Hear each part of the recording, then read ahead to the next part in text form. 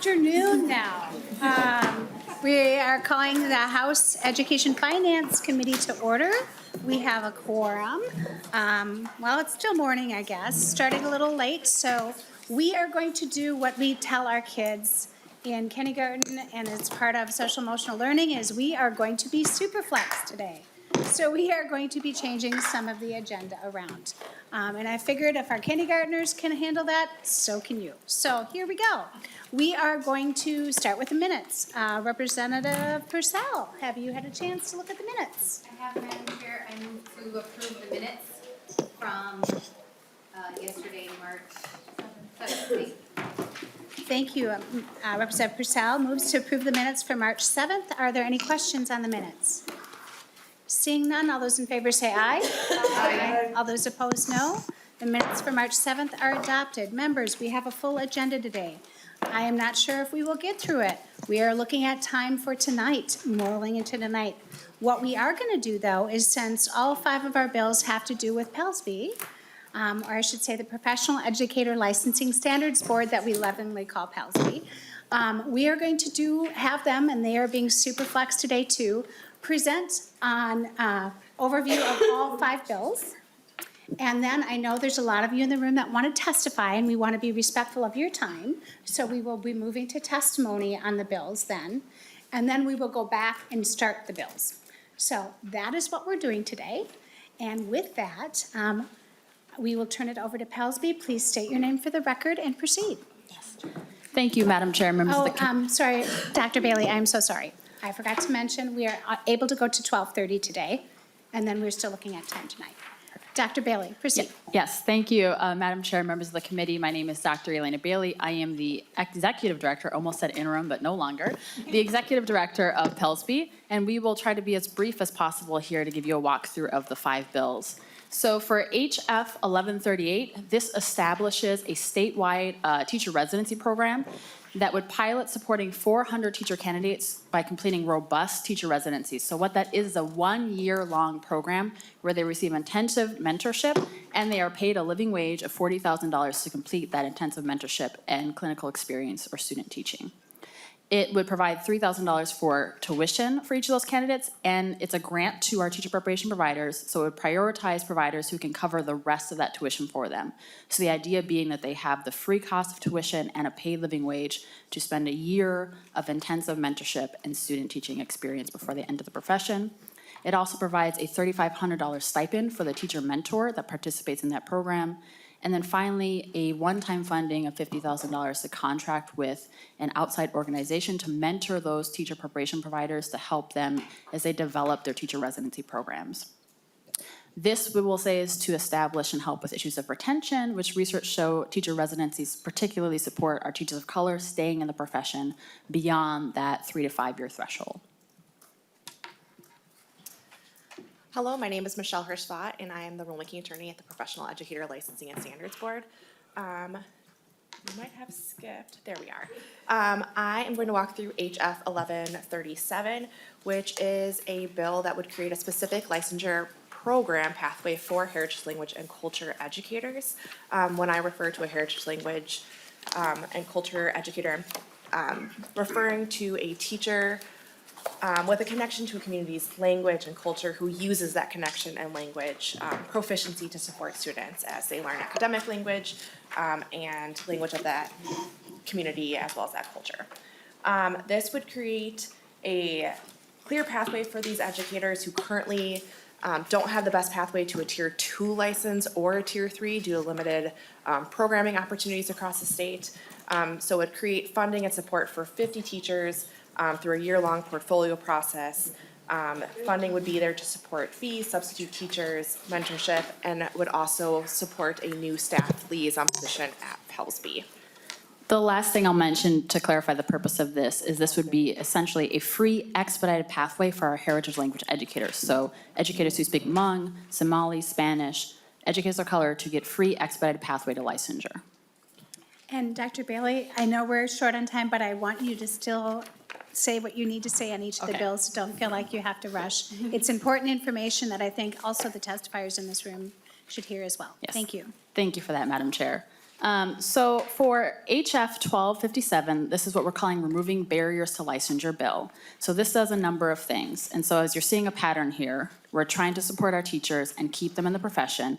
Paid teacher residency, $40,000 a year to do that year-long clinical experience. A free expedited pathway for a heritage language, and then removing barriers we know that affect our teachers, particularly our teachers of color. So Section 1 removes the requirement that an individual hold an innovative program commission, that they have to renew that annually. So a lot of our alternative schools, for example, they have to do this annually, which is just an added burden for them. Sections 2, 5, 7, and 9 provide a BA exemption for visual and performing arts, as well as native speakers of world languages. So we had great educators in our classrooms that used to be called community experts, and with the introduction of the tiered licensure system, they were no longer allowed to receive a license and be in our classrooms. So this would provide a pathway to bring all of those educators back into our classrooms. And it would provide it so they can move up the tiers 1 through 4. Sections 3, 4, 6, and 8 are just to help clarify the application process. So this helps with districts and applicants for Tier 1 and Tier 2, particularly with kind of data sharing to help facilitate and speed up that application process.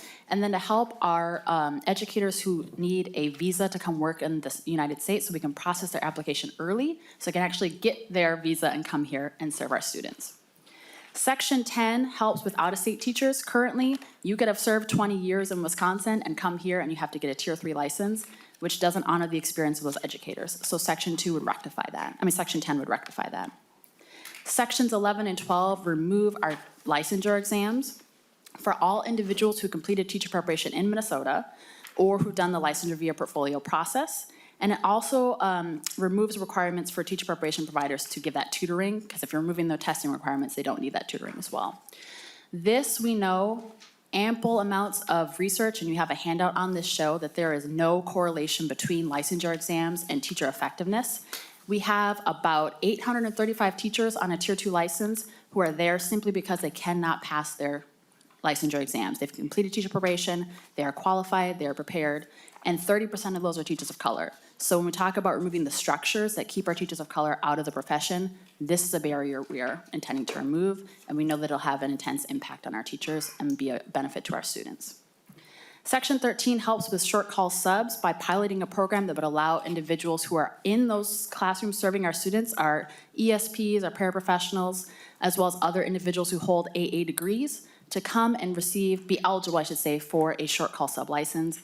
And then finally, sections 14 through 16 just modify our existing grant programs. We have 2 grants, the CUGMET grant and the teacher mentorship grant, that are focused on both getting in and keeping our teachers in the profession with a prioritization of teachers of color. So this just helps amplify those programs. HF 1268 is our bill the bill we refer to as operational excellence. Its intent is to clarify a lot of our licensure processes and terms in order to allow our board to do its work, day-to-day work, more smoothly and clearly for both our staff and the public. So throughout, you'll see a lot of things like updating terminology. An easy example of that would be moving the word candidate to applicant. So those are types of examples. Michelle Vaught, can you pull the microphone a tiny bit closer so we can hear you better? Thank you. Thank you. So I will go section through section, but we're happy to take any specific questions. Do you want section by section, or we could give up? Okay. Is that okay? Section 1 clarifies our board duties, specifically our requirement to license teachers. Sections 3 to 10, again, updates definitions. Sections 11 and 12 is a policy change. It modifies our board membership in order to obtain 2 additional teacher members and establishes a $4,800 annual stipend for our board members. I will flag that much of our board work falls on our teacher members. For example, only our ethics work can be done by our teacher board members. So we see this as an important provision to allowing our board to operate as required under law and do its duties. Section 13 removes a requirement around office space that has already been completed and met. Section 14 would require our board to reimburse school districts for substitute teachers required to replace our board members during days that they are coming to board meetings or committee meetings. Section 15 is a requirement for public employers to give board members time off for board meetings. 16 through 18, again, clarifies our board duties around program approval, having a register of licensed teachers, and our rulemaking. Section 19, again, updates terminology. That word applicant will come up quite a bit. Sections 20 through 21 streamlines data and reporting requirements. 22 through 24, again, updates terminology. Again, not policy changes, this is terminology changes. Section 25 corrects incorrect citation. Section 26, again, updates terminology. Section 27 clarifies board duties again, adding in our requirements around the STAR reporting. Sections 28 through 40, again, updates to terminology and process. 41 and 42 provides directions on the nomination process and again, appropriations for that member stipend. And then finally, section 43 is our repealer. All right, on to the last bill. So HF 1224 includes modifications to tiered licensure. Section 1 would modify eligibility for a Tier 2 license to align with enrollment in teacher preparation, which is a current requirement, and expertise, which is a current requirement, so having that MA or equivalent. It does not remove the other pathways, it simply places them on the Tier 1. So it doesn't change those teachers' ability to be in the classroom, it just changes what type of license they will hold. I will add that in those Tier 1 licenses, because if anyone holds a license in a shortage area, they can renew indefinitely, so it doesn't limit their ability to continue to renew and hold those positions in classrooms. Section 2 maintains that all pathways to a Tier 2 license for teachers who already hold a Tier 2 legacy license. So what that means is that for current individuals who have a Tier 2 license and may be looking to use the experience pathway, they can still use that pathway. They are not having that removed from their options. Section 3 removes a pathway to full professional license based on experience alone. So this ensures that all people in our classrooms, all teachers, have demonstrated meeting the standards of the profession in order to serve the students in Minnesota. They can do that through a number of pathways. One is through traditional higher ed teacher preparation. Second is through alternative providers, which are not degree granting. And then the third is through licensure via portfolio, which is performance-based. So we will hear from some great testifiers on the assessments they've gotten from their administrators, for example, the experience they have, the professional certification and licenses. Those are all things that would be submitted to us, and reviewers would look at them for portfolio, and it would get them their Tier 3 license. So it would use those experiences and those evaluations and assessments and lesson plans and give them that pathway to a professional license. So it's just changing, putting people through that innovative pathway, not taking away their ability to get a full license without going to teacher preparation. Section 4, that's another legacy license pathway. And then Section 5 provides $800,000 in funding for districts so that they can take all those Tier 2 teachers and get them either enrolled in prep or through the licensure via portfolio process. So currently we have about 1,100 Tier 2 teachers who aren't enrolled in teacher preparation, haven't completed teacher preparation. This funding is enough to get all of them through the licensure via portfolio process. So there is ample funding here to make sure that nobody misses out on their opportunity to get their full professional license. I will highlight, you can move to this, part of what we say when we talk about the standards of profession. PELSB just finished a 3.5-year-long project where we worked with thousands of teachers, educators, parents, and community members to draft standards of the teaching profession, where teachers and educators and parents said, this is what our teachers need to know to serve our students. So when we talk about what this change is doing, it's ensuring that everyone who has that professional license to be able to teach in any classroom across the state of Minnesota, renew indefinitely, meets that commitment that teachers and parents have said, we want our students, our teachers to be prepared to serve our students in these ways. We'll just address a couple of misconceptions that often come tied to these changes. One is, again, that we're removing teachers from the classroom. No one is being removed. No pathways are being removed. It simply shifts where along the tiered licensure pathway and structure someone may receive their license. Second is that these changes harm teachers of color. So as you've heard in the other bills presented to you today, PELSB believes that there need to be changes to the structural barriers that teachers of color face. So testing, financial barriers, these are structural barriers that are being proposed, policies here to remove those. But we also affirm that every person of color has the capacity to meet standards. We can do that through alternative means. We can do that through portfolio, right? We can do that through alternative prep. It doesn't have to be through traditional pathways, but we as people of color are capable. And I say this as someone who we'll hear from students who have a similar background. Someone shared, I think last week, a student grew up single-parent family, public assistance, public housing. I was that kid, and I went through our public school system, and someone believed in my capacity, and I stand before you here with a PhD, the executive director of Pellsby, because I can meet standards, as can every other person of color in this room. But we need other structures that help people to meet those standards. So I just want to address that in particular.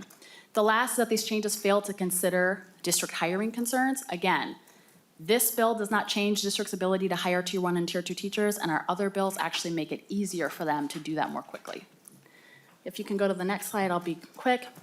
This is one quick image to show you the dozens and dozens of shortage areas we have, so that folks that are moved to a Tier 1 and any one of these areas, including a few other dozen that aren't listed here, can renew indefinitely.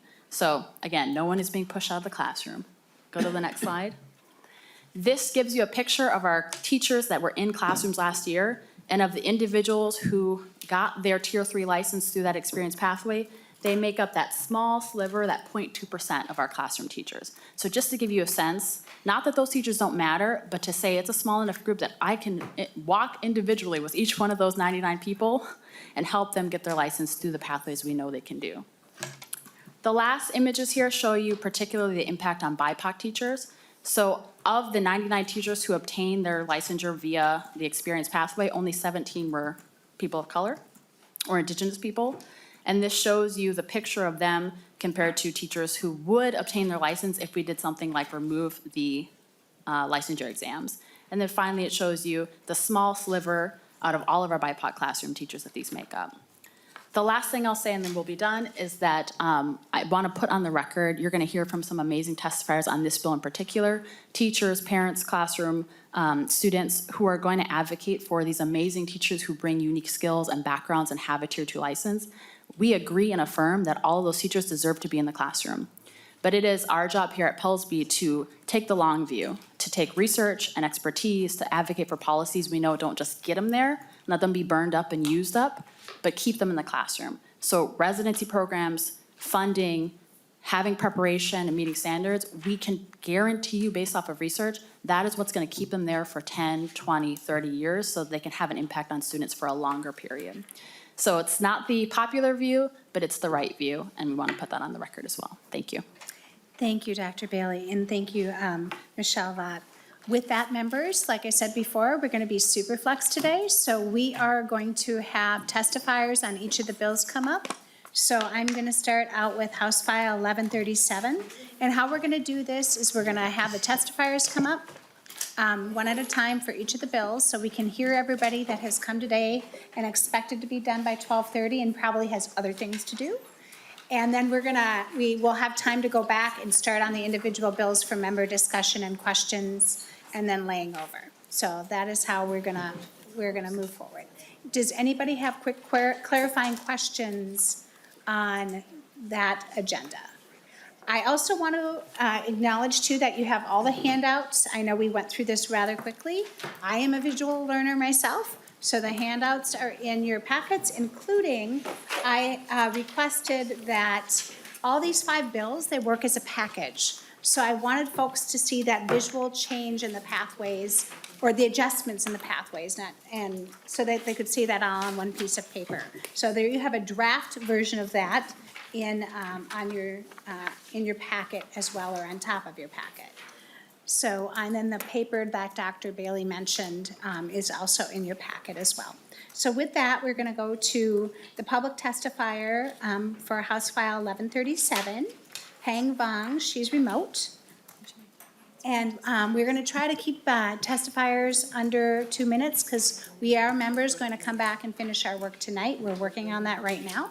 So with that, please state your name for the record and proceed. Bonjour, Madam Chair and committee members. My name is Bang Yang, a Hmong language teacher in the Osceola School District and the co-executive director of Minnesota Jeja with Dr. Jenna Cushing-Lubner. I'm here in support of increasing the numbers of heritage and language culture teachers.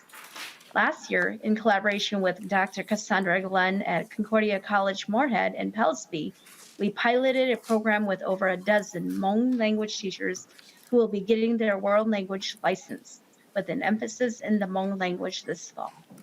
We would love to include Somali, Karen, Chinese, and other less commonly taught language teachers in the program if funded. Working with less commonly taught language teachers, I know that heritage language teachers are very passionate, working extended hours, creating curriculum that doesn't exist, and play multiple roles to ensure students' needs are met even after work hours. Furthermore, creating pathways that are obtainable and removing barriers to licensure, along with other support, we can ensure less burnout. When we support heritage language teachers to reach their fullest potential, more heritage teachers will see the language field as an opportunity for them to join the field. It is a win-win for all. 我真的到。Thank you so much. Next up, we have for House File 1138, we have 3 public testifiers. Jim Grothwell, Sine Yabo Sempang, I am so sorry, I butchered that name, and Susan Hang. First up, Jim Grothwell, please state your name for the record and proceed. Madam Chair, members, Jim Grathwell, St. Paul Public Schools. Strongly in support of House File 1138. Want to thank the author for bringing this forward and for all the reasons enunciated by the Pelsby team and all the reasons about to be enunciated by my companion here. And all the data in the handout we have given you, just really strong results in the St. Paul Urban Teachers Program. We'd like to ask you to include this in the, lay this over for inclusion in the omnibus bill. Over to Sen. Thank you. Please state your name for the record and proceed. Madam Chair and Representatives, my name is Sena Yaboa Sampong. I am here as a part of the St. Paul Urban Teacher Residency, otherwise known as SUTR, out of the University of St. Thomas. I want to say that I was born and raised in Minneapolis, Minnesota. I'm a product of Minneapolis Public Schools. I've been through the Minsky system at Minneapolis Community and Technical College, and I'm now on the cusp of obtaining my master's in special education, and I'm going to be seeking employment in the St. Paul Public Schools as of next fall. Yeah, if I didn't have SUTR, I don't think I would have even, I wouldn't have even been able to imagine that it was possible for me to become an actual licensed educator, that I could have even possibly made a career out of this. I became a para in 2018, and after 2020, I felt that I was obliged to use my fullest potential to better serve the students whom I worked with and who I saw fighting so hard for themselves and for me and for everyone else in all of my communities. Without SUTR, however, though, I wouldn't have had access to the community, the financial, academic, and institutional resources to imagine that I could become a successful educator in this state or these cities. And that's based on my personal experiences, what I know about teacher retention, and what I've seen as far as all types of outcomes. I am glad that I'm in a program that has allowed me to receive the kind of culturally responsive instruction that I would have preferred to have had at a lot earlier stages of my education. And I would like to see this work expanded. I would like to see more students have the opportunity to deal with more teachers who come from less traditional, less expected, from a wider spectrum of backgrounds, from a wider spectrum of experiences, who can bring their whole selves, people who might not necessarily find themselves in this work, who might not necessarily think that there's a place for them in this work. I'd want them to see this as a possibility. I'd want them to know that they could take a risk like I've taken, knowing that they had the support to sustain themselves physically, mentally, spiritually, communally. And I just know that if I didn't have this, this would still just be a dream. This would still just be a thing I was maybe thinking about doing. So I hope that you'll follow through with this. I think that this is absolutely necessary for the integrity of this democracy, honestly. Thank you. For the sake of this economy and everything. I'm sorry, I think. Thank you. No, I appreciate your passion, and I want to say thank you from the bottom of my heart for going into special education. We need wonderful teachers like you there, and I'm a para with kiddos with special needs too, so just thank you. Next up, we have Susan Hang, remote. Please state your name for the record and proceed. And Madam Chair, I just wanted to say, Oh, Mr. Graffo? briefly, we also support House File 1257, and leave it at that. Thank you very much. Thank you. Please, sorry about that. Please state your name for the record and proceed. Good morning, Chair and members. I am Susan Hang, and I'm the Recruitment Retention Manager for Osseo Area Schools. And I'm honored to be here today to speak in regards to Osseo's support of the bill in establishing a pilot program for the Teacher Residency Grant. Osseo Area Schools is Minnesota's 5th largest school district with over 20,000 students. Approximately 60% of our students are students of color, while 9% of our teachers are teachers of color. An Osseo school is a mirror of an urban school district. My role in the district is to support the district in recruiting and retaining staff. For the last few years, our district has hired over 100 teachers each year, and we will continue to recruit, hire, and retain. The challenges to recruit and retain teachers intensifies each year because of the teacher shortages and other workforce factors. The need for our district to access diverse talent is critical.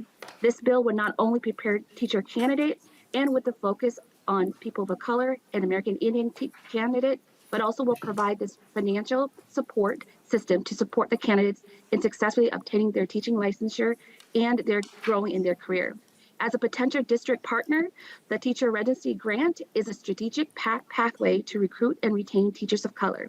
We are committed to serving our current and future scholars to have access to qualified and diverse teachers. And so with that, it is important that we continue to support bills and funds that put our future teachers at the center. Thank you for your time and consideration. Thank you so much. Next up, we have testifiers for House File 1257. And with that, the public testifiers, we have Dr. Stephen Nunowski. Thank you, Chair Joachim. Steve Yanowski, Superintendent, Richfield Public Schools. I am also a member of the Pellsby Board, and I am here in support of the removal of barriers, House File 1257. I want to specifically talk about one component because it's the controversial component, apparently, which is the removal of testing in terms of getting a teacher license. You know, I'm a career educator. My family is career educators. My wife is a career educator. And my daughter, who's a 17-year-old student who will be going to college this year, is the unlucky or lucky child of educators who talk about it at every meal. As I had breakfast this morning with my daughter, we were talking about her going off to college, and she talked about not having to take the ACT. And she asked me a question because she knew I was coming to the legislature today, and she goes, well, Dad, the ACT has literally nothing to do with whether or not kids are successful in college. Zero. There's zero correlation between the ACT and college. And I see people nodding their heads and accepting that. We all have accepted that. And she says, Dad, colleges get it. So why, since you're going to talk about testing for teachers, why do people have to take a test to become a teacher when that also has literally nothing to do with effective instruction? And so I'm going to hit just briefly the connection between this particular test and education. There is zero correlation between a score on this particular test, the basic skills test, and teaching instruction. There is basically zero correlation between this particular test and reading outcomes for students. There is zero correlation between teacher effectiveness on the basic skills test and literally anything that has to do in the classroom. And so I'm hoping that we can move this bill forward, and then eventually I'll have an explanation for my daughter about why higher ed gets it in removal of arbitrary tests, and hopefully we get it too. Thank you very much. Thank you, Dr. Nunowski. Next up, we have House File 1224, public testifiers, which has the biggest list. And I'm going to start calling people up at a time, and if they're not in the room, because there were some folks in the hallway, if you hear me call for you, just feel free to come in and we'll work you in. So first up, we have Kulia Pringle. I thought I saw you there, great. Just settle in and state your name for the record and proceed.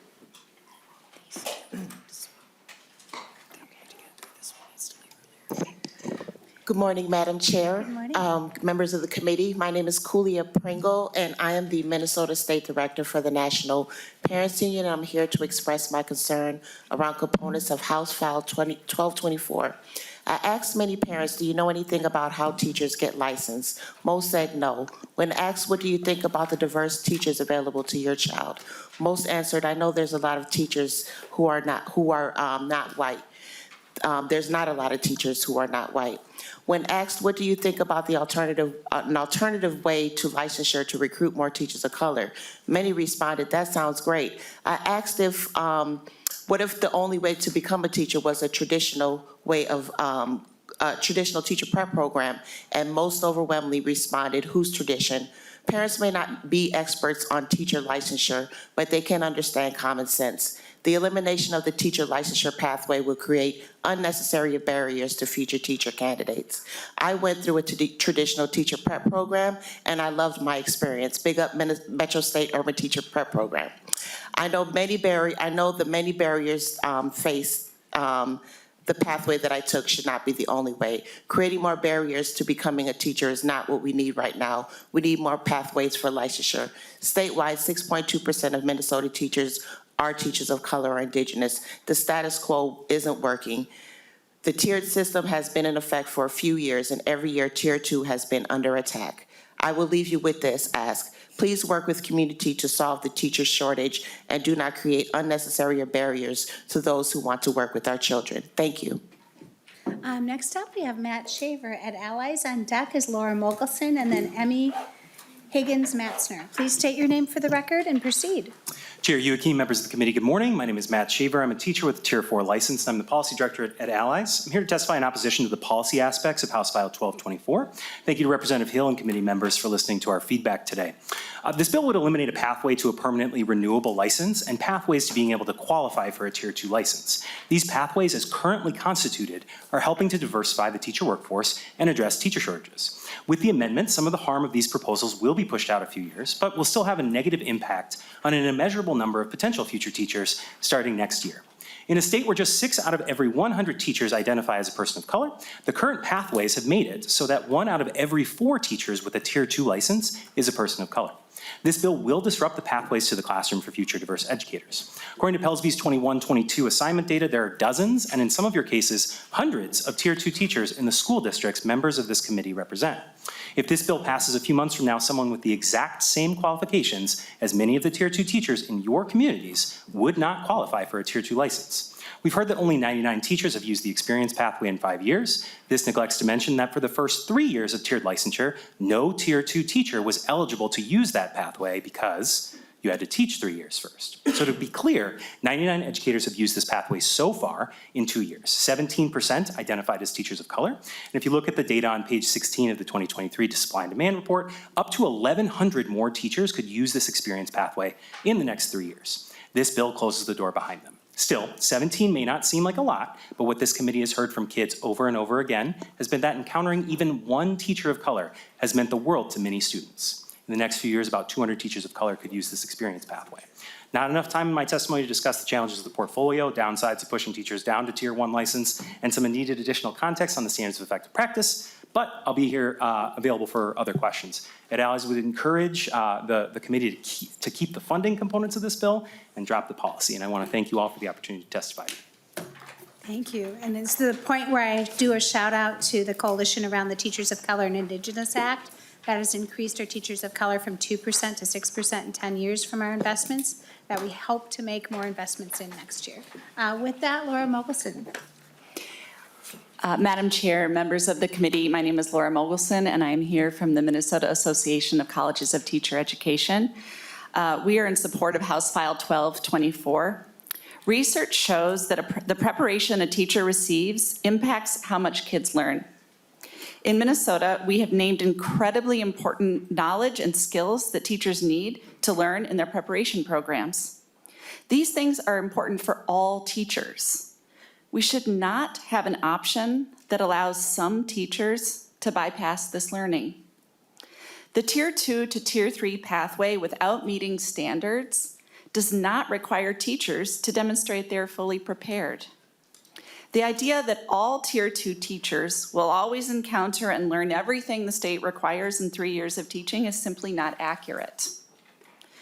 We know that there are hundreds of teachers of special education students in Tier 2 positions. We know they are doing good work, but we also know how specialized the teaching methods are and how technical the legal requirements are. The consequences of not having thoroughly prepared special education teachers would be enormous for our most vulnerable children, and the fiscal impact is a major risk. Preparation programs prepare teachers to be successful in many school contexts with children from many different backgrounds. Why have requirements for teachers at all if some aren't required to follow them? Thank you. Thank you. Next up, we have Emmy Higgins-Matzner. Then we'll have Alicia Montserrat and Nafisa Muhammad. Please state your name for the record and proceed. Emmy Higgs-Matzner. Good morning, Madam Chair and members of the committee. I'm the parent of a child who attends Minneapolis Public Schools. In MPS, 184 of our teachers have Tier 2 licenses, and half of them are teachers of color. I'd like to share a statement with you from one of those educators, a Black woman named Trina Lyon. Hello, my name is Trina Lyon. I am a school counselor at Lucy Craft Laney. I have my master's degree in counseling and psychological services. I have always been passionate about building up our next generation. Prior to joining my school family at Laney, I was a social worker in Hennepin County. Along my journey, I have also worked with high school students on developing effective leadership skills, children who were removed from their homes due to safety concerns, provided school-based mental health at the elementary level in St. Paul, provided counseling to survivors of sexual assault, and provided counseling to students in the Juvenile Detention Center in downtown Minneapolis. My educational and professional background mean I bring a unique skill set to the work I do here at Laney. I am not just another face or name to my students and colleagues. I am Mrs. Lyon, someone they can confide in. Our children need more people who look like them in positions of leadership, modeling what success looks like. My Tier 2 licensure does not say that I am ill-equipped for the work that I do. However, it does say that I have a skill set that sets me apart and allows me to approach school counseling through a different lens. I implore you to focus on ways to support qualified folks like Mrs. Lyon to become thriving educators without cutting off pathways that are already working. Please don't make changes that limit the ability of future educators to obtain Tier 2 licenses or move from Tier 2 to Tier 3 after proving successful on the job. Thank you. Thank you so much. Next up, we have Nafisa Muhammad. Oh, sorry, Alicia Montserrat and Nafisa Muhammad. Why don't you come up at the same time so we can keep moving along. And Alicia, if you want to go first.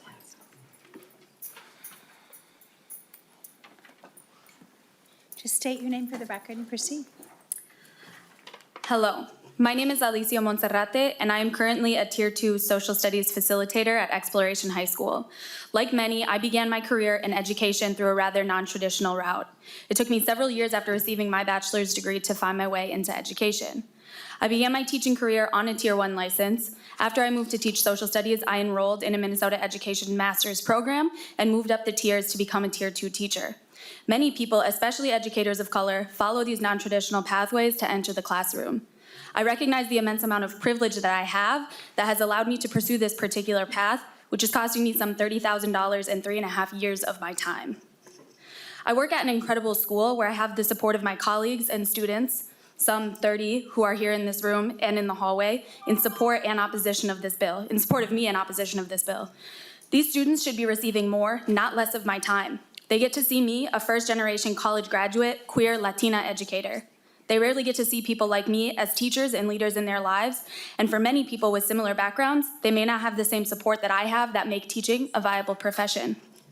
The real work of learning happens on the job. Coaching, mentoring, and high-quality professional development supports are what teachers like me need to be elevated in this profession. Eliminating licensure pathways tells current and future educators who use these non-traditional paths that those experiences in the classroom aren't valued, that because they don't have a master's degree or finished an expensive preparation program, they aren't capable of doing this work. This bill, should it pass, prevents the classroom from being enriched by lived experiences from educators that can do this work, who are currently proving they can do this work and do it well. We Tier 2 license holders may not be currently at risk, but we are firsthand examples of why these pathways is crucial and why I believe it is so important to keep them open for those who wish to follow. Thank you. Thank you so much. Go ahead, next up, state your name for the record and proceed.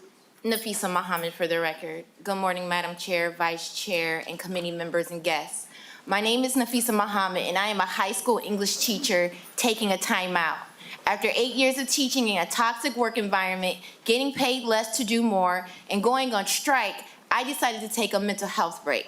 I heard Dr. Bailey talk about burnout. It's true.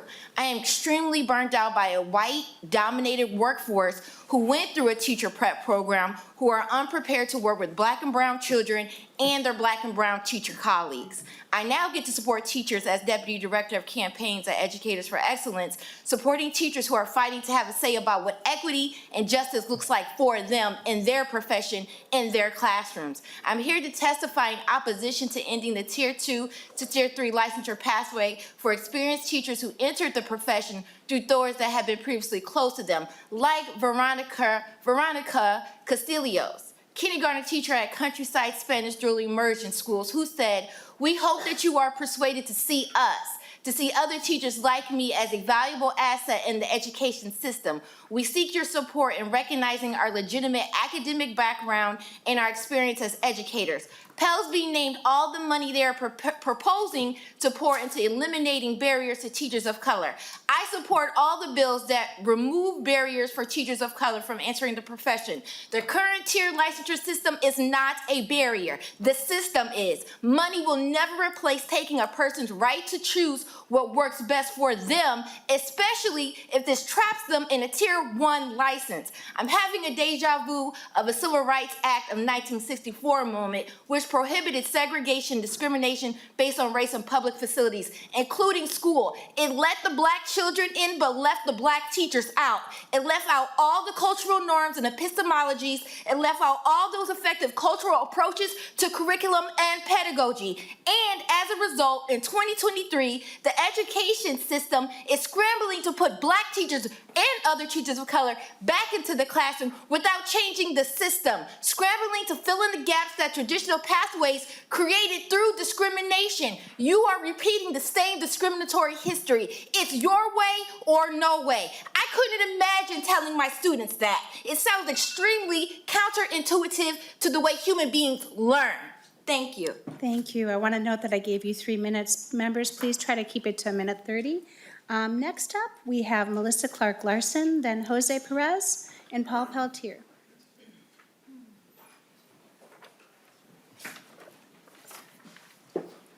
Please state your name for the record and proceed. I'm Melissa Clark Larson, and I'm the parent of 2 kids who attend Minneapolis Public Schools, and I'd like to share a statement from Heather Fry, the principal of Franklin Middle School in the north side of Minneapolis. In my role as a teacher and now principal, I've always adapted lessons for educators and students based on their learning needs. Educators call this differentiation. As a coach of teachers, I'm guiding them to also make these adaptations to provide a pathway so all learners can meet their goals. The Tier 2 license is that same ideology in the form of a licensure program.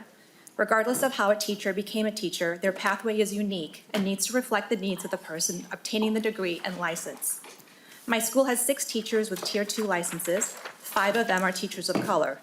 As a principal of a school identified by the state of Minnesota as racially isolated, I cannot sit idly by and have a system that gave my students the vital experience of having teachers that look like them dismantled. Why would we dismantle a system that is working during a nationwide teacher shortage? We have qualified teachers and educators that need different options to be able to be with students. At my school, 52% of licensed teachers are teachers of color. Of those, 38% are operating on a Tier 2 license. After my Tier 2 teachers have successfully taught under my leadership for 3 years, they deserve the benefits and respect a Tier 3 license would provide. This proposed change negatively impacts 20% of my teachers, 83% of whom are teachers of color.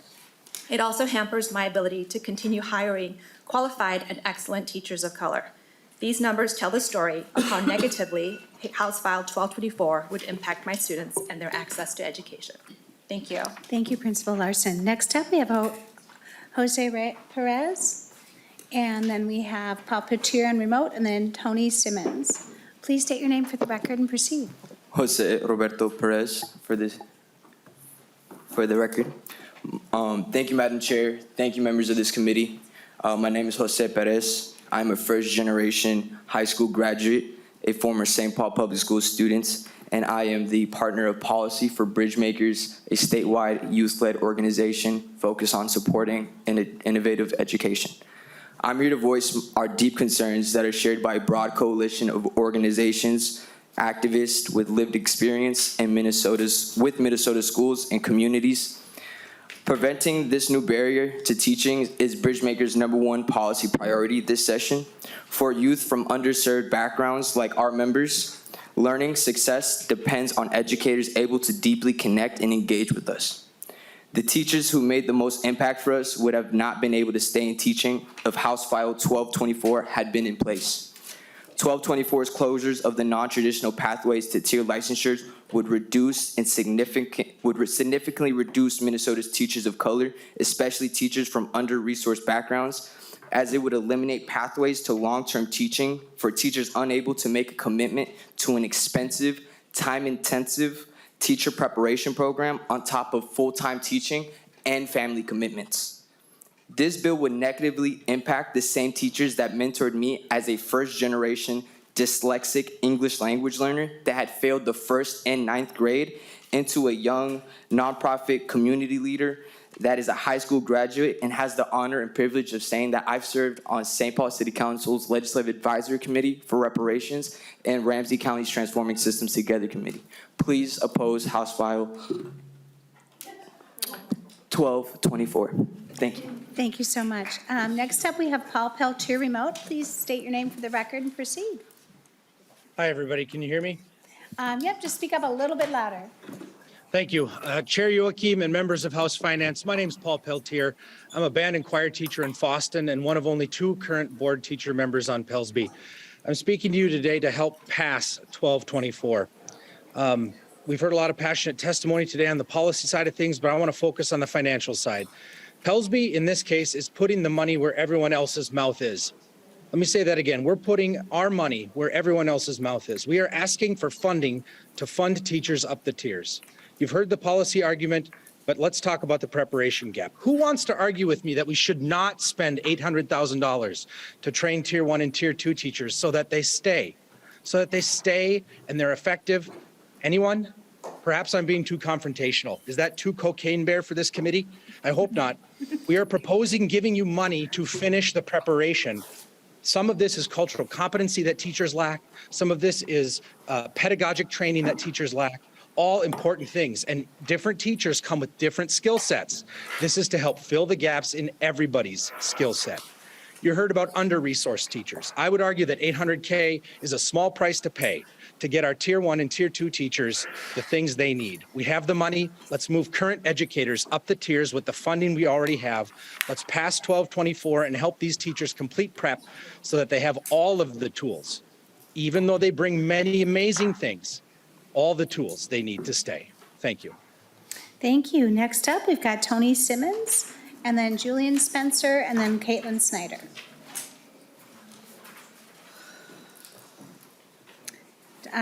Tony Simmons, and then when Julian Spencer also come up to the table at the same time, and then Caitlin Snyder too, so we're ready to go. Thank you. Please state your name for the record and proceed. Just one moment. I am Julian Spencer. I think Tony couldn't make it today. Okay, thank you. I will. Thank you, Madam Chair and committee members. My name is Julian Spencer. I'm 19, a policy fellow for Youth Prize, which works to increase equity with and for Minnesota's indigenous, low-income, and racially diverse youth. I'm here opposing the language in 1224 that would eliminate pathways to Tier 2 and Tier 3 license for many future teachers, especially teachers of color. My experience with the education system was traumatic and disengaging. At the age of 12, I was expelled from school and entered the juvenile justice system. The fact that I managed to graduate is due to the one black teacher I had in all my years in high school. My Mr. Walker teaches the black culture class at North High School. He connected with me on a personal level when I was struggling to even show up to school. That didn't stop him from reaching out to me with life-changing mentorship. Mr. Walker is a Tier 1 teacher who would not be able to enter Tier 2 and later Tier 3 if this bill passed. If the district can't prove they couldn't find a Tier 3 or 4 teacher, if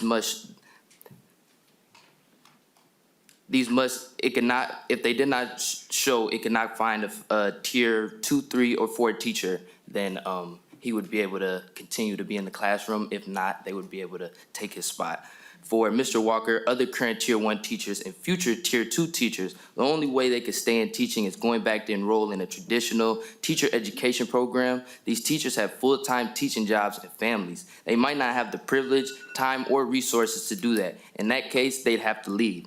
The bill will impact future teachers that hold Tier 1 or 2 licenses and will make it hard for them to stay in an industry that already lacks teachers of color and will affect them at a disproportionate rate. One of the main arguments I've heard today advocating for this bill is that it will prepare teachers better to be in the classrooms. Everything I learned from Mr. Walker cannot be taught in any portfolio or teacher preparation program. The ability to connect and motivate your students is something that many students of color are left out of.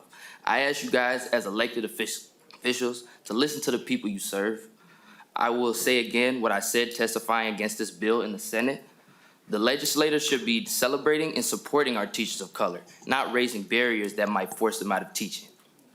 Thank you. Thank you for acknowledging teaching is also an art, because it is, you're right. With that, next up, we have Caitlin Snyder, and then Colette Mackler,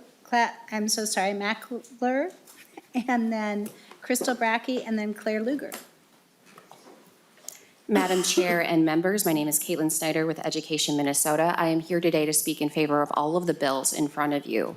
As a package, these bills open up a number of different routes into Tier 1 that do not currently exist, and the conforming changes also allow new paths into Tier 2 and Tier 3 pathways. That means if you are currently an arts teacher, a music teacher, a CTE teacher, you have an easier path to Tier 3 than you do under current law. As a union that represents teachers and educators, we have no interest in kicking anyone out of the classroom. We want people to have the skills to stay. And what we're seeing right now are tens of thousands of people licensed to teach in the classroom that have left the profession because they don't feel like they have the tools to be successful. When you enter the profession without demonstrating your pedagogy through licensure via portfolio, alternative teacher prep, or traditional teacher prep, that means you're not taught the standards of effective practice. And that includes mandatory reporting requirements, the teacher code of ethics, items like acknowledging how systemic racism impacts our students, and affirming our students' gender identity. These are pieces that we want and expect our teachers to have as they're performing in the classroom. Speaking to the financial aspect of the bill, which is all that is in front of the committee today, we appreciate the monetary investment in getting people fully licensed and prepared for the classroom. This can be a very high burden, as a number of people mentioned. Assisting people to the Tier 3 license is important because a Tier 2 license is tied to the district. It does not surprise me to hear principals say that they support Tier 2 licenses remaining as they are. We support people having fully mobile license where they can teach wherever they want and not being tied to the district. Thank you, Madam Chair. Thank you, Ms. Snyder. Next up, we have Colette Mackler, and you're going to have to say your name, so I know I'm pronouncing it wrong. I'm here. It's Colette so sorry. McIver. McIver, thank you. Looks like an L.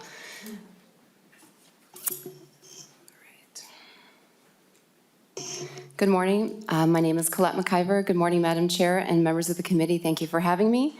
I'm a parent of 3 kids who attend Minneapolis Public Schools, and I'm here to share a statement from Susan Whitwell, an early childhood special education teacher at Lucy Craft Laney School on the north side of Minneapolis. I am currently a Tier 2 teacher. I have been in the classroom for 2 years and have just completed my graduate credits required to attain my Tier 3 licensure. After 20 years as a professional in fields adjacent to teaching, I decided to pursue my teaching license and chose to move from Minnesota from Boston. I began as a special education assistant in an ECSE classroom in Minneapolis and began a graduate program at St. Thomas to get a license as an ECSE teacher. Moving to a career in teaching had several obstacles, the biggest one being money. Taking a significant amount of time off of work to student teach or complete field work was not realistic. I applied to be a teacher on a Tier 2 license, which provided a higher wage, but it also provided me a place to put into practice the theories I was learning about in grad school. I received far more support than I would have as a first-year teacher with a license, as I was able to problem solve, broaden my thinking, and become a better teacher because I was in the classroom doing the work, and also receiving observations from my professors, administration, and mentor teacher. I understand the importance of maintaining the professionalism of teaching. I support the concept that teachers need training and education to be qualified. I think it is a grave mistake to deny the opportunity for Tier 2 teachers to be in the classroom. If we want more licensed teachers, we need to smooth the obstacles to that license. We support the people who make the commitment to go to graduate school or a teacher training program. Those are the people who are your Tier 2 teachers. I would not be able to be in the classroom today as a Tier 2 teacher without this option. Thank you. Thank you. Next up, we have Crystal Brackey and then Claire Luger.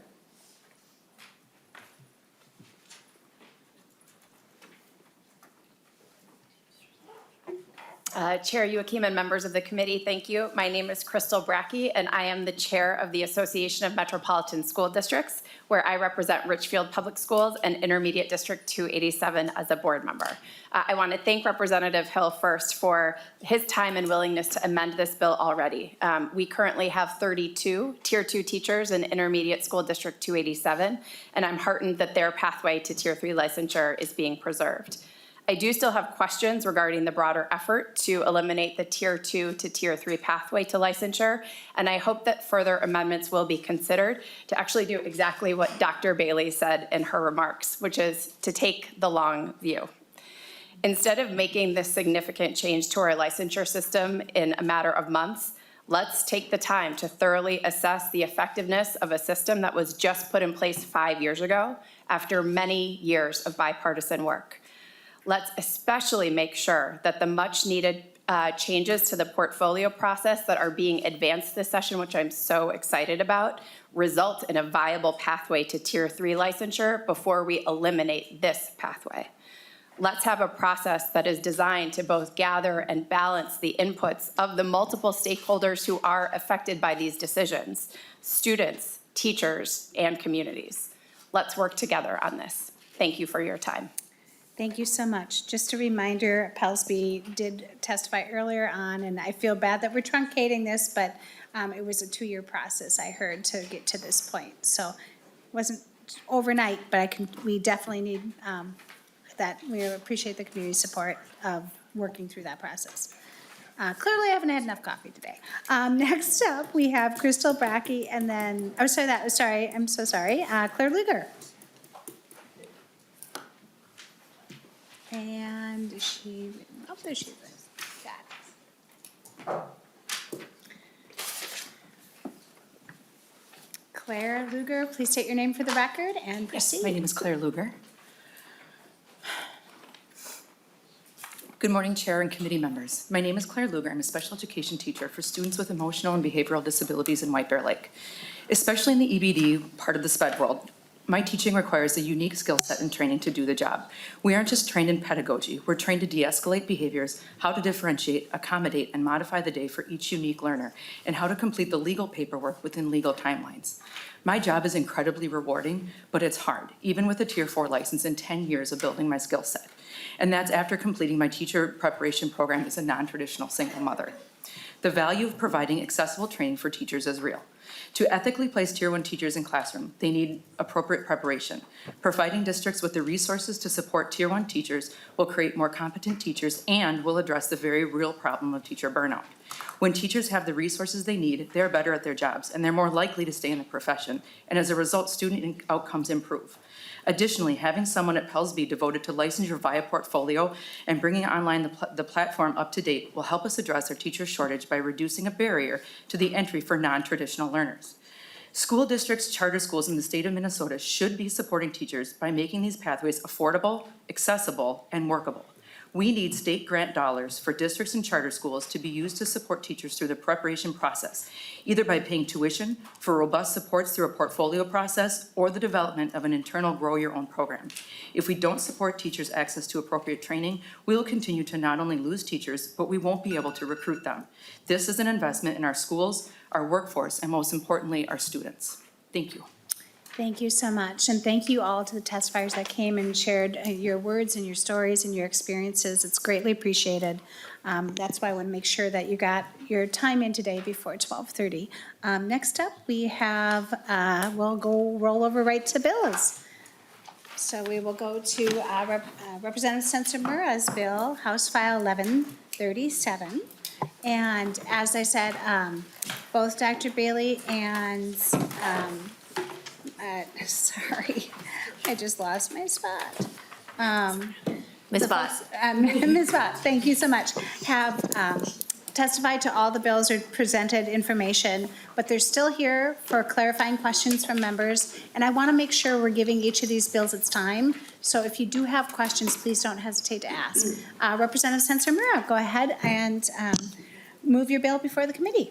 Thank you, Madam Chair, committee members. I would like to make a motion that House File 1137 be laid over for possible inclusion in the Education Finance Omnibus Bill. Thank you, Representative Sencer-Mura. That's the motion, and we have the bill before us. Proceed. Yeah, I will shorten my introduction because I think the Pellsby staff did a great job of explaining some of the nuts and bolts of this program. You know, what I will say is that in the past, there have been barriers to licensure for these essential heritage language educators. This bill changes that because we know that multilingualism is an asset to Minnesota's K-12 schools. We know that these educators are language keepers, they are cultural preservers. We know that language is essential to culture. And I know myself, my family lost our language and lost our culture through the Japanese internment camps. And I know that that has been really devastating and hard to my people and to our culture. And so I think we should be doing everything we can to support these teachers, to keep them in the classroom, to break down barriers, and to ensure they can stay in the classroom through a pathway to licensure. So with that, I will stand for any questions that folks have. Thank you. Yes, and members, if you can see here, we don't have a fiscal note, but there is an appropriation, I believe, on the bill. And that's part of our focus, but I also want folks to ask questions. I should have said at the outstart, all these bills already went through Education Policy Committee where they did a deeper dive. We are focused more on the finance piece of it here, but if there are some brief questions or clarifying questions for Pellsby or the author on the policy language, please let us know. Representative Pryor. All right, thank you, Madam Chair, and I might be on that line between policy and finance. I know sometimes they're like this, so go for it. So I'm going to try to do focus on the policy, on the finance part of it, but I also wanted to think about, I know that when we introduced it and discussed it, I don't think we talked a lot about indigenous languages, and so just I know that we have, I mean, there's probably not as much funding as we want to do, really what we really want and where we need to be. How do you see this kind of going forward and all of these world languages that are part of Minnesota culture that we want to preserve? Representative Sencer-Mura or Ms. Vaught? Madam Chair, members of the committee, I don't necessarily see at least our American Indian educators going through this process because we have a separate statutory authority under 124D.27 and a separate rule that creates a very specific pathway for our Indigenous educators to obtain a license. That rule has currently been updated in partnership with TNEC, and so that pathway is very specific and in place already. I do see this more for Hmong educators, Somali educators, Chinese. So it is a little bit of a distinction, but there is this very specific both federal and state authority in place for our Indigenous educators. Thank you, Ms. Vaught. Can you say what TNEC is? Oh, I apologize, the Tribal Nations Education Committee. Thank you so much. Representative Pryor, follow-up? Any other questions on House File 1137? Or comments? Seeing none, closing comments. Representative Sencer-Mura. Just thank you. I think this is an important bill that will help us get the educators we need in the classroom to help us preserve language and culture, and I ask for support in the omnibus.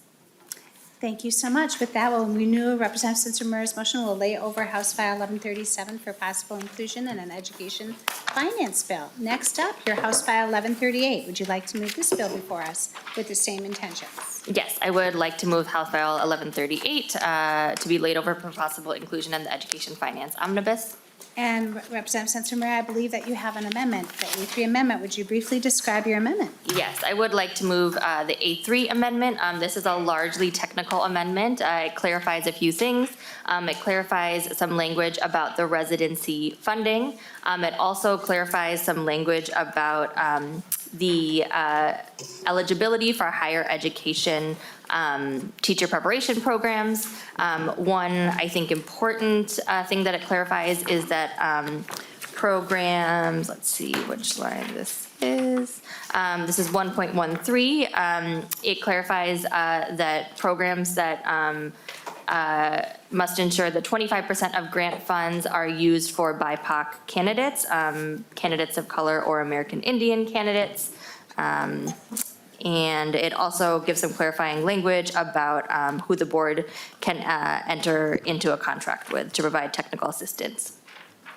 With that, members, are there any questions on the A3 amendment? Seeing none, all those in favor say aye. Aye. All those opposed, no. The A3 amendment's adopted. Proceed with your comments. Thank you. So House File 1138 would be a pilot that would support 400 teacher candidates in a year-long student teaching residency experience. This complements the governor's proposal, which does provide student teaching stipends for all student teachers. This is important because we know that in Minnesota, nearly a third of teachers leave the profession within their first 5 years of teaching. As kind of an antidote to that, a residency can set teachers up for success by providing them with a mentor teacher, by providing them with financial support, starting with a $40,000 stipend, district-paid benefits, and free or low-cost tuition during residency. I myself went into a teacher residency program after college that did not pay well, and I had to leave that program as a result of the financial burden. So I know that these kind of programs are incredibly important, especially for the kind of teachers that we are trying to recruit into the classroom, teachers of color that can better reflect our student demographics. So I think this is a great program. I think it's complementing what the governor is already trying to do.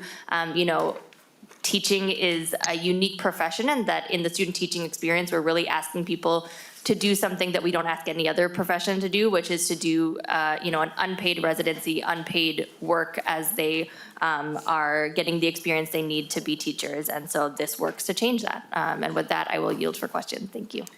Thank you, Representative Sencer-Mura. And members, I just want to also make note too that on page 3 of the bill, it has the appropriation, so there didn't need to be a fiscal note.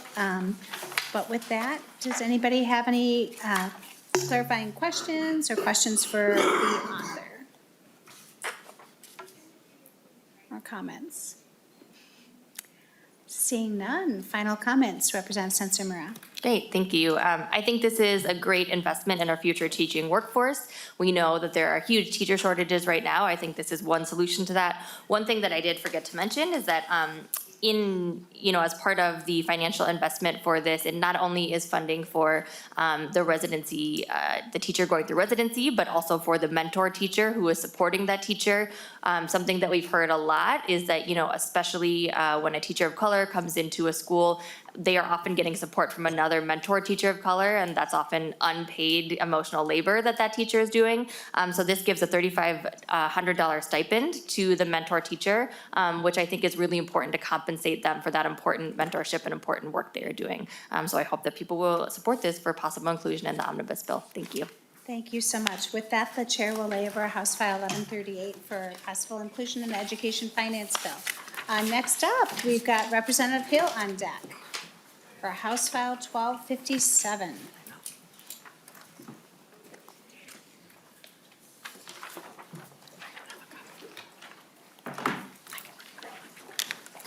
Representative Hill, would you like to move House File 1257 before the committee? Thank you, Chair. So moved. And Representative Hill, I understand you have a House File Amendment labeled 8.3. Would you briefly explain your amendment? Will do, and I will rely heavily on Pellsby's staff, Dr. Bailey, to speak to the amendment. Dr. Bailey? Yeah, Madam Chair, members of the committee, so this amendment ensures that licensure via portfolio is included in the removing barriers for licensure testing. So that's on lines 1.4 and 1.5. Thank you, Dr. Bailey. With that, members, any questions on the A3 amendment? Seeing none, all those in favor say aye. Aye. All those opposed, no. The A3 amendment's adopted, and everybody sounded like they were yawning there. But it's still adopted. With that, Representative Hill, would you like to proceed? Thank you, Chair Youakim. Members, here over the next few minutes, I will be individually introducing 3 additional Pellsby bills. Of course, that stands for Minnesota's Professional Educator Licensing and Standards Board. In total, these bills will be working together to seek to enhance our professional educator licensing process here in Minnesota. And they also strive to work alongside other legislation, most notably House File 320, to achieve the goal of attracting, hiring, supporting, empowering, and retaining future Minnesota teachers. A group of teachers that we would love to work towards becoming more representative of their students they serve each day with their critically important work in the classrooms around the state. I'm happy to carry these bills that were carried 2 years ago by Representatives Frazier and 4 years ago here in the House with then Representative Kunish. I've worked to connect and meet with all who have reached out for conversation and meetings on these Pellsby bills. And I want to thank all of our testifiers and guests here today for their moving testimony. With that, I want to talk a little bit about House File 1257. It's entitled The Removing Barriers to Pellsby's Licensure Process. And I want to highlight several key figures to the Removing Barriers bill before we move forward. First of all, this bill will give an exception of the BA requirements for those seeking licensure in the visual and performing arts as well as world languages. Secondly, it will allow for teachers with 3 or more years of experience in another state the ability to obtain a Tier 4 license. This bill also addresses the shortage of substitute teachers here in Minnesota, and we're excited about the opportunity to provide a pathway for some of our ESPs, also known as paraprofessionals, to serve in those sub-vacancies. Bill will also remove the standardized testing requirement previously included, and we'll be hearing more about this element, I think, in our question session here coming up. We currently have 835 prospective Minnesota teachers out there who are ready to enter into the teaching profession in our vacant roles as soon as this particular provision becomes law. I'd also like to note that there have been 0 demonstrated correlation between the outcomes of these tests and success in serving students and families within the classrooms of our schools. I also anticipate that there will be many who may raise concerns regarding the utilization of the science of reading in our discussions here today. And moving forward, I'm excited to share that Representative Edelson's High Quality Read Act legislation that continues to move through this chamber will ensure that we have achieve a positive outcome in addressing our state's literacy challenges as we emerge from the pandemic. One last note I've become aware of recently that we worked to include in a previous amendment allows for teachers from the international community who have faced some challenges around the timing of when their licenses are able to be renewed, and that has caused some intensive pressure on their timing for completing federal H-1B visa applications to stay in Minnesota in an effort to serve our students and families. In closing, we look forward to the questions ahead. And with that, Chair Youakim, we can open it up. Thank you, Representative Hill. And members, I just want to draw your attention to the fiscal note that's in their packets too, for $77,024 and 77,025. I keep adding zeros. That's good for us, right?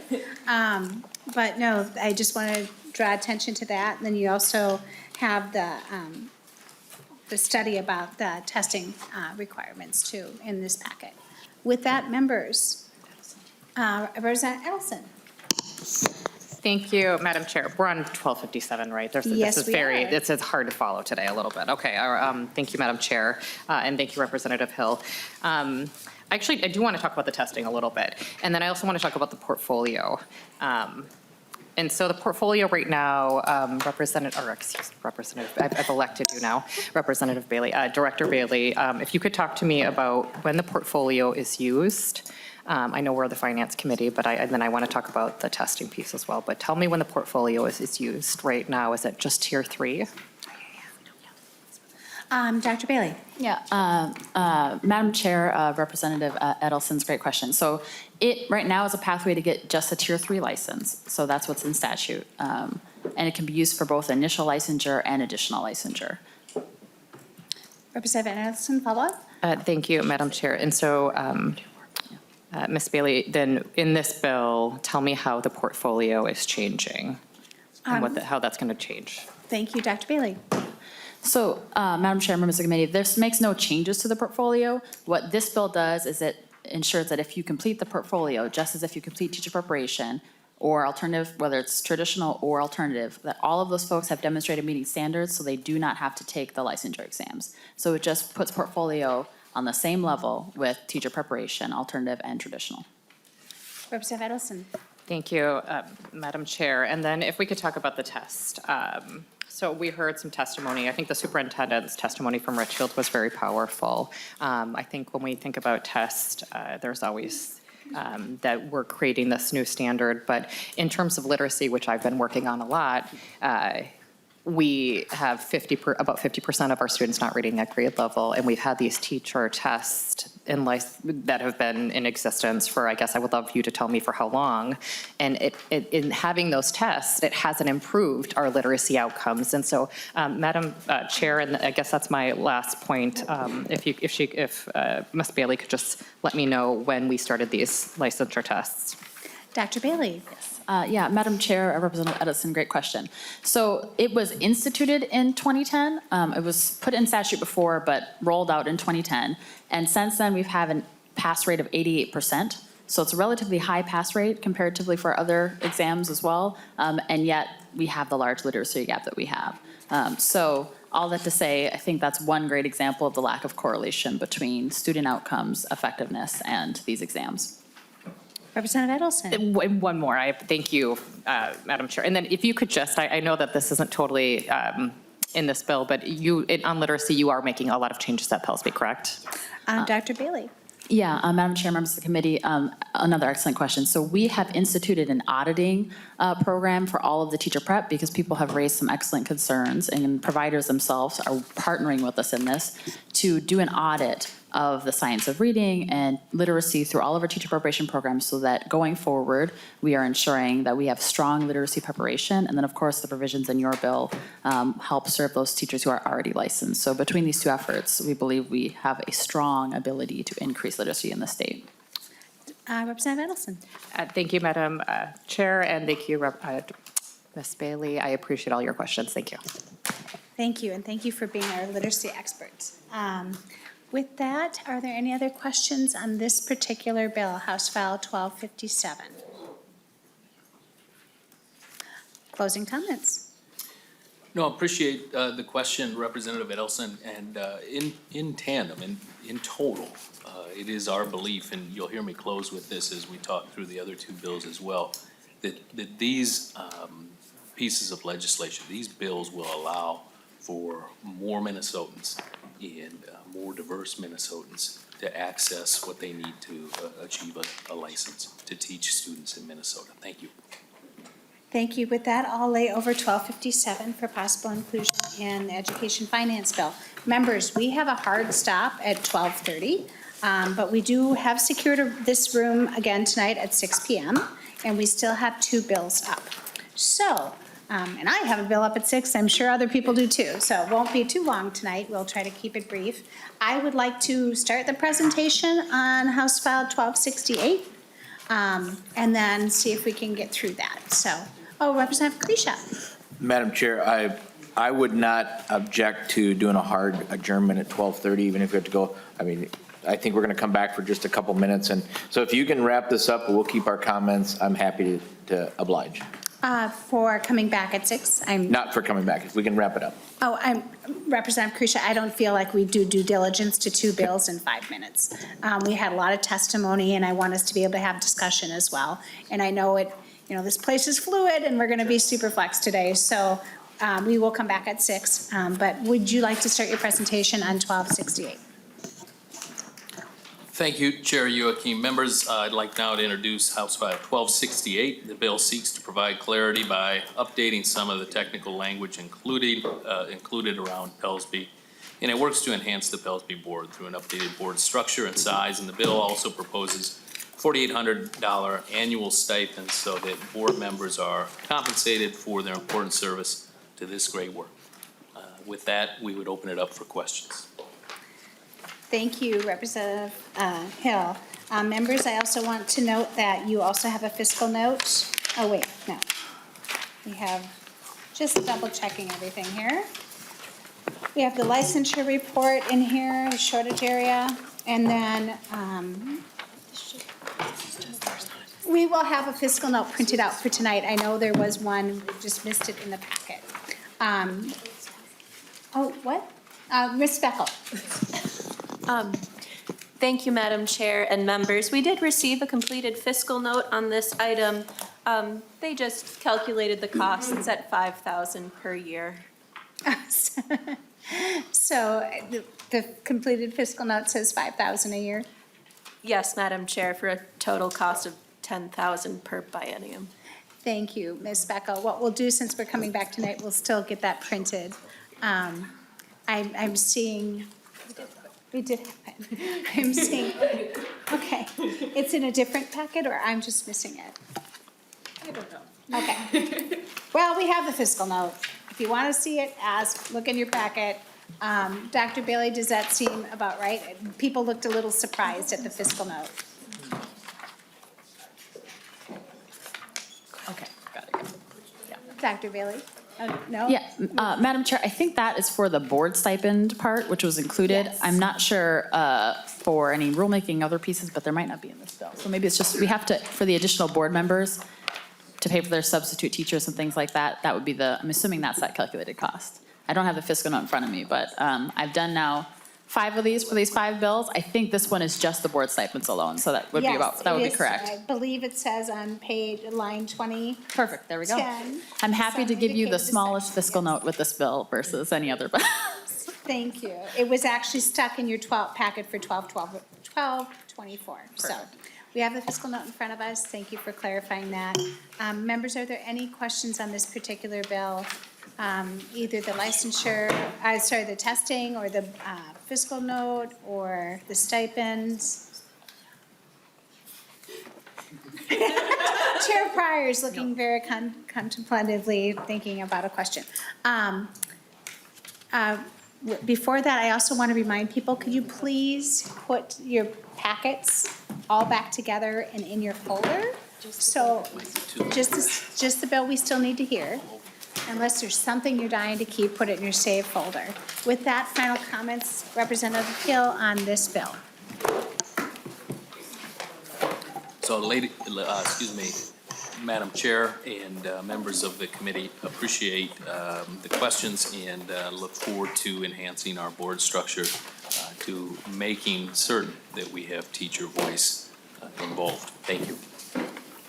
Thank you, Representative Hill. With that, I will lay over House File 1268 for possible inclusion in an education finance bill. Members will be coming back at 6 tonight in this room, and hopefully it will be brief. Please put House File 1224, the green slip, back into your folder, and with that, we are adjourned.